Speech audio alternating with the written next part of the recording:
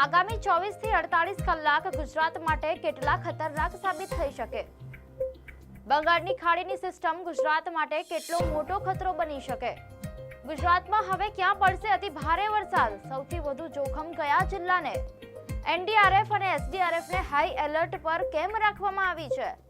રાજ્ય સરકારે આખરે કયો ઇમરજન્સી પ્લાન તૈયાર કર્યો છે? ચાલો જાણીએ કયા જિલ્લાઓમાં અતિ ભારે વરસાદ પડશે અને સરકારની શું છે મોટી તૈયારી. નમસ્કાર, ગુજરાતમાં આપનું સ્વાગત છે. ગુજરાતમાં વરસાદનો સૌથી મોટો રાઉન્ડ હવે શરૂ થઈ ગયો છે. આગામી 24 થી 48 કલાક રાજ્ય માટે સૌથી મહત્વના માનવામાં આવી રહ્યા છે.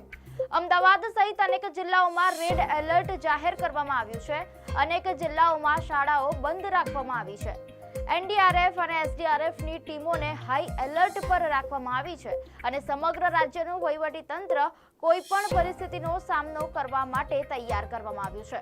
હવે સૌથી મોટો પ્રશ્ન એ છે કે આખરે એવું શું બન્યું કે સમગ્ર ગુજરાતને એલર્ટ મોડ પર જવું પડ્યું? કયા જિલ્લાઓમાં સૌથી વધુ વરસાદ પડશે? ક્યાં પૂર જેવી સ્થિતિ સર્જાઈ શકે છે? અને રાજ્ય સરકારે લોકોની સુરક્ષા માટે શું ખાસ તૈયારીઓ કરી છે? ચાલો જાણીએ સમગ્ર અહેવાલમાં. ગુજરાતમાં આજથી આગામી 2 દિવસ સુધી ભારેથી અતિ ભારે વરસાદની આગાહી કરવામાં આવી છે. હવામાન વિભાગના જણાવ્યા અનુસાર આગામી 24 થી 48 કલાક દરમિયાન રાજ્યના અનેક વિસ્તારોમાં અત્યંત ભારે વરસાદ પડી શકે છે. આ આગાહી બાદ સમગ્ર રાજ્યનું વહીવટી તંત્ર સતર્ક બની ગયું છે. આગાહીની અસર પણ વહેલી સવારથી જ જોવા મળી રહી છે. આણંદ શહેરમાં ભારે પવન સાથે ધોધમાર વરસાદ શરૂ થયો છે, જેના કારણે શહેરના અનેક નીચાણવાળા વિસ્તારોમાં પાણી ભરાવા લાગ્યા છે. વડોદરા શહેરમાં પણ વહેલી સવારથી સતત વરસાદ વરસી રહ્યો છે. જ્યારે સુરત શહેર અને તેની આસપાસના વિસ્તારોમાં ગુરુવારની રાતથી જ વરસાદ શરૂ થઈ ગયો હતો અને શુક્રવારની સવારે પણ યથાવત રહ્યો હતો. દર્શક મિત્રો, વરસાદની ગંભીર આગાહીને ધ્યાનમાં રાખીને રાજ્ય સરકારે પણ યુદ્ધના ધોરણે તૈયારીઓ શરૂ કરી દીધી છે. મીડિયા અહેવાલ મુજબ સરકારની પ્રેસ રિલીઝ અનુસાર નીચાણવાળા વિસ્તારોમાંથી નાગરિકો અને પશુધનને સુરક્ષિત સ્થળે ખસેડવા માટે વિવિધ વિભાગોના સંકલનથી ખાસ ઇવેક્યુએશન પ્લાન તૈયાર કરવામાં આવી રહ્યો છે. જિલ્લા કંટ્રોલ રૂમોને 24 કલાક કાર્યરત રાખવામાં આવ્યા છે અને ગાંધીનગર સ્થિત સ્ટેટ કંટ્રોલ રૂમ સાથે સતત સંપર્ક જાળવવામાં આવી રહ્યો છે. મીડિયા અહેવાલ પ્રમાણે રાજ્યના પોલીસ વડા GS મલિકના અધ્યક્ષસ્થાને વિડીયો કોન્ફરન્સ યોજાઈ હતી, જેમાં તમામ શહેર, જિલ્લા અને રેન્જ પોલીસ વડાઓને સતર્ક રહેવા અને કોઈપણ પરિસ્થિતિનો તાત્કાલિક સામનો કરવા સૂચનાઓ આપવામાં આવી હતી. એનડીઆરએફ અને એસડીઆરએફની ટીમો સાથે સ્થાનિક પોલીસને પણ સ્ટેન્ડ બાય રાખવામાં આવી છે. ઉપરાંત હોમગાર્ડ, જીઆરબી, ટીઆરબી અને ફાયર સર્વિસના જવાનોને સંવેદનશીલ સ્થળોએ પહેલેથી જ તૈનાત કરવામાં આવ્યા છે. સુરત પર ખાસ નજર રાખવામાં આવી રહી છે. હવામાન વિભાગની આગાહી મુજબ સુરતમાં ગુરુવારની રાતથી જ વરસાદ શરૂ થયો હતો અને શુક્રવારની સવારે પણ સતત ચાલુ રહ્યો હતો.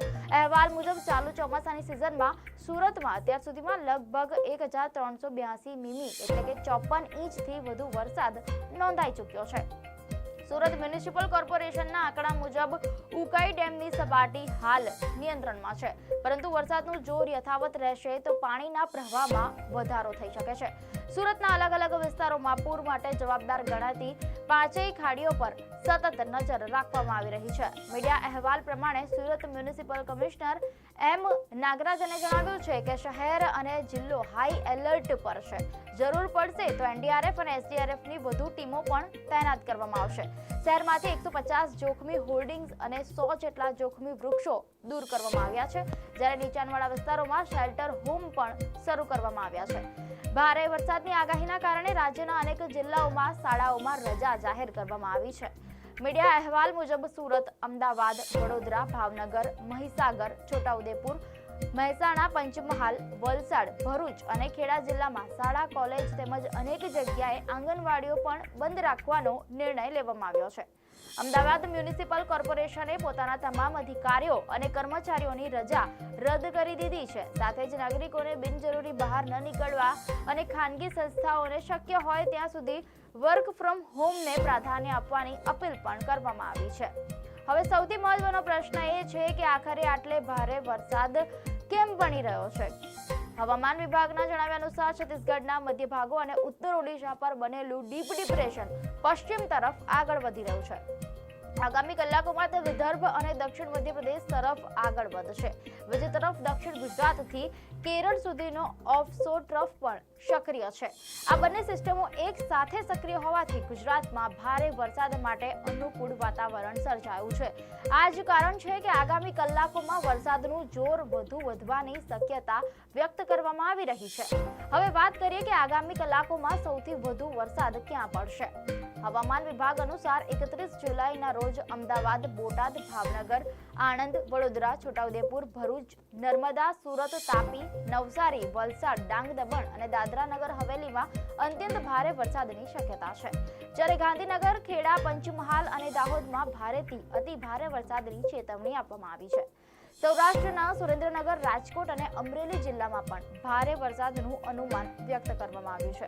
રાજ્યના અન્ય મોટાભાગના જિલ્લાઓમાં પણ ભારે વરસાદ પડી શકે છે. હવામાન વિભાગનું અનુમાન છે કે ઓગસ્ટ મહિનાની શરૂઆતમાં પણ વરસાદનું જોર યથાવત જ રહેશે. 1 ઓગસ્ટે અમદાવાદ, સુરેન્દ્રનગર, રાજકોટ અને આણંદ જિલ્લામાં અત્યંત ભારે વરસાદની સંભાવના છે. જ્યારે કચ્છ, બનાસકાંઠા, સાબરકાંઠા, પાટણ, મહેસાણા, અરવલ્લી, ગાંધીનગર, ભરૂચ, બોટાદ, ભાવનગર અને મોરબી સહિતના વિસ્તારોમાં પણ ભારેથી અતિ ભારે વરસાદની ચેતવણી આપવામાં આવી છે. દક્ષિણ ગુજરાત અને સૌરાષ્ટ્રના અનેક જિલ્લાઓમાં પણ ભારે વરસાદ ચાલુ રહેવાની શક્યતા વ્યક્ત કરવામાં આવી છે. દર્શક મિત્રો, આગામી 24 થી 48 કલાક ગુજરાત માટે અત્યંત મહત્વના સાબિત થઈ શકે છે. જો તમે વરસાદથી પ્રભાવિત વિસ્તારમાં રહેતા હોવ તો સ્થાનિક તંત્રની સૂચનાઓનું પાલન કરો. બિનજરૂરી મુસાફરી ટાળો. નદી, ડેમ અને નીચાણવાળા વિસ્તારોની નજીક જવાનું ટાળો અને માત્ર અધિકૃત માહિતી પર જ વિશ્વાસ રાખો. ગુજરાતમાં વરસાદની દરેક મહત્વપૂર્ણ અપડેટ માટે અમારી સાથે જોડાયેલા રહો. જો તમને આ માહિતી ઉપયોગી લાગી હોય તો આ વિડીયો વધુમાં વધુ લોકો સુધી શેર કરો, જેથી સમયસર ચેતવણી દરેક સુધી પહોંચી શકે. દર્શક મિત્રો, આપને માહિતી સારી લાગી હોય તો વિડીયોને લાઇક અને શેર કરજો. ચેનલને સબસ્ક્રાઇબ કરજો.